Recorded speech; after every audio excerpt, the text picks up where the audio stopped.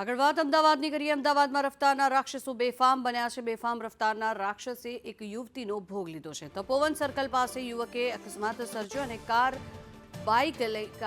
Bike લઈને જતી યુવતીને ટક્કર મારતા અકસ્માત સર્જાયો હોવાનું સામે આવ્યું છે। જોકે અકસ્માતમાં યુવતીનું ઘટના સ્થળે જ કરુણ મોત નીપજ્યું છે। મોહિત ગુપ્તા નામના યુવકે આ અકસ્માત સર્જ્યો છે। અકસ્માતમાં 25 વર્ષીય હિના પંચાલનું મોત થયું છે। ત્યારે આરોપીને કડક સજા માટે મૃતકના પિતાની અપીલ। અમારા ઘરનો ચિરાગ બુજાયો છે તે પ્રકારની વાત પિતા દ્વારા કરવામાં આવી રહી છે અને સાથે જ પિતાએ ખૂબ જ દુઃખદ લાગણી સાથે કહ્યું કે હવે અમે આ ઉંમરે ફરી એકલા થઈ ગયા છે, જેથી કરીને તેમને ન્યાય મળે તે પ્રકારની અપીલ તેમના પિતા દ્વારા કરવામાં આવી છે।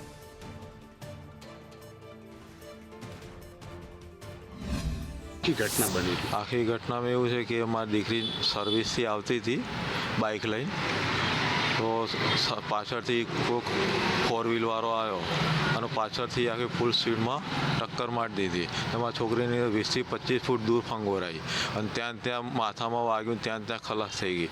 રિક્ષાવાળા અને હોટલવાળા ત્યાં રિક્ષામાં નાખીને હોસ્પિટલ લઈ ગયા, તો ત્યાં આગળ જ મૃત જાહેર કરી। તો ડૉક્ટરોએ પમ્પિંગ કરીને કોશિશ અડધો કલાક કરી, પણ કંઈ રિઝલ્ટ મળ્યું નહીં। પછી શું માંગ છે? હા, અત્યારે શું માંગ છે આપણી?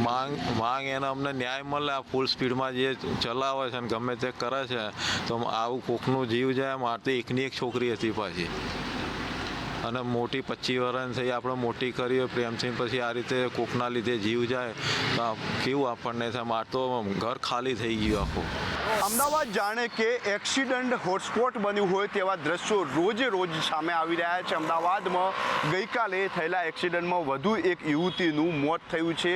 ગાડી ચલાક પૂર ઝપાટે આવતો હતો અને તેણે એક યુવતી જે બાઇક ચલાવી રહી હતી તે બાઇકને ટક્કર મારી હતી। યુવતી લગભગ 100 મીટર કરતાં વધુ ફંગોરાઈ હતી, તેનું બાઇક ફંગોરાયું હતું। ગાડી જે છે તે પણ આગળનું બોનેટથી લઈને સંપૂર્ણ તૂટી ચૂક્યું છે, એરબેગ ખુલી ચૂકી છે અને જે યુવક હતો તે રફતાર ફૂલ સ્પીડે આવી રહ્યો હતો અને આ યુવતીને ટક્કર મારતા યુવતીનું ઘટના સ્થળે મોત નીપજ્યું હતું। મહત્વની વાત છે કે યુવતી નોકરીથી પરત ફરી રહી હતી ત્યારે જે મોહિત ગુપ્તા નામનો યુવક હતો તે ફૂલ સ્પીડથી હોન્ડાની ગાડી લઈને આવી રહ્યો હતો અને તે દરમિયાન યુવતીને ટક્કર મારી હતી। આ ટક્કર મારતાની સાથે યુવતીનું મોત થયું હતું અને યુવક જે છે તે ગાડીમાં બેઠેલો હતો। યુવક ડ્રિંક કરેલો હતો કે કેમ તેને લઈને પોલીસની તપાસ અત્યારે ચાલુ છે, પરંતુ મહત્વની વાત છે કે અમદાવાદની અંદર રોજે રોજ ગાડીની સ્પીડ વધી રહી છે, લોકો મરી રહ્યા છે અને પોલીસ જે છે તે તમાશો જોતી હોય તેવું લાગી રહ્યું છે। મહત્વનું છે કે અમદાવાદની અંદર જે રીતે એક્સિડન્ટના બનાવો સતત બની રહ્યા છે અને જે રીતે પૂર ઝપાટે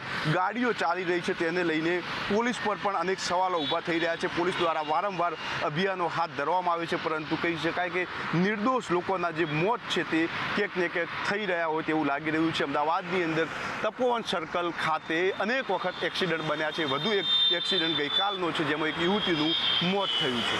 કેમેરામેન મનીષ વાણિયા સાથે જયંતિ ચૌધરી, સંદેશ ન્યૂઝ, અમદાવાદ।